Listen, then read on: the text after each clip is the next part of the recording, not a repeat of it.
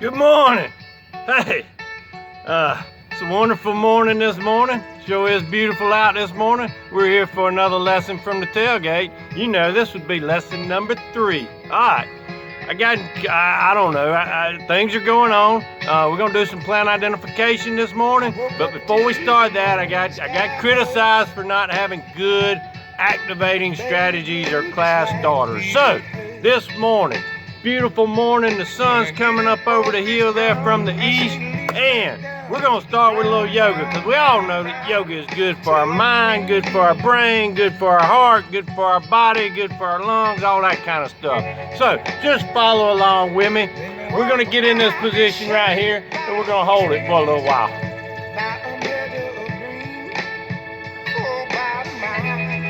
Hey, you know what? I once held this position for 43 minutes. Then I got up and flushed. Oh man. All right, that probably wasn't funny to you, but I don't know. All right, so plant ID. It's been 3 times 3 plus 3 days since I've seen you. We have a lot of plants that are changing a whole lot. When I hold them up in front of this camera, I hope you can see them really good. I don't know, you know. All right, but we're gonna try it anyway. All right, what plant are we gonna start with? This one looks a lot different than it did 3 times 3 plus 3 days ago. But you know it. I know you know it. Think about what we talked about before it had leaves on it, because this is a deciduous plant. Make sure you know what deciduous means, okay? Make sure you know what deciduous means. Look it up if you don't, but surely y'all know it, all right? So what characteristics do we still have? Hey, I don't know if you can see it. Hollow stem. What other characteristics? Got lenticels all up and down the stem, but now it has leaves on it. All right. So what is unique about this plant and its leaves? Look at it. I don't know if you can see it. We're gonna try it. You should see serrations around the top half of the leaf and smooth margin around the bottom. Probably not the only plant in the world that has that, but the only plant on your list that you got to know, right? Do not miss this plant ever. Dr. Claxton down there from Perry used to think it's the funniest thing in the world when students from Forsyth miss Forsythia. Don't miss it. Next plant. Oh, wow, this one looks cool. This is kind of a specimen plant for most people's yards. Look that word up. Make sure you know what that means, all right? What is common about what we knew 3 times 3 plus 3 days ago, all right? Opposite stem attachments, opposite leaf attachments. But you didn't have leaves 3 times 3 plus 3 days ago, all right? But the buds attach opposite. You still see them. Purplish green, flimsy stems. This is a Japanese maple, you know that, all right? How about number 3 here, all right? Whoa, all right. Common characteristic. This is you know this old faded flower. This flower was blooming last July, August or something. Hangs on to the stem really nice. But now we can see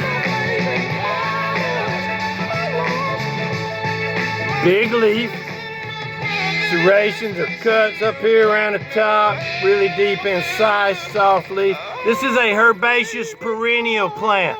Make sure you know what herbaceous deciduous perennial plant. All right, make sure you know what all 3 of them words mean. All right, this is a big leaf hydrangea. You already knew that. Hey, all right, number 4 for today. Woo! I found just 1 flower left hanging on the tree. That's kind of what I was showing you 3 times 3 plus 3 days ago. All right, but anyway, all right. What have we got now? We got leaves on it and all. That flower's barely hanging on. I couldn't find but 3 flowers on the whole tree, and this is the only one I could reach. All right, but we have alternating stem attachments, alternating bud attachments, kind of have a whirl of a leaf pattern. You got a smooth margin leaf and kind of comes to a point. Prominent veins, very soft leaf. This is your saucer magnolia. Some people like to call it a Japanese magnolia. Doesn't really matter to me. And then our last tree for identification today is the famous, wonderful Japanese flowering cherry. which you can see in the background here. I love the Japanese flowering cherry. All right, what do we know about it? All we had to go on a few days ago was the kind of the spirals around the stem, the great circle marks around the stem, and the flower buds that were just all up and down the stem. Now we got these little pink flowers on it. They're gonna last another week or two, then that's gonna be gone. So then we need to think about all these little fine serrations around the edge of the leaf of the Japanese flowering cherry. Like I said, I love the Japanese flowering cherry. I met my wife at the Cherry Blossom Festival in Macon. My lovely, wonderful wife. What? How long we been married? We've been married many wonderful years. All right. Hey, there was a great band playing that night. Probably the second greatest band of all time. The Atlanta Rhythm Section. 2 bonuses from that night. I got to hear the second greatest band of all time, and I met my wife. All right, wash your hands, drink plenty of water, make sure you know these plants. The test is coming next. All right. Bye. Guess I've been drinking.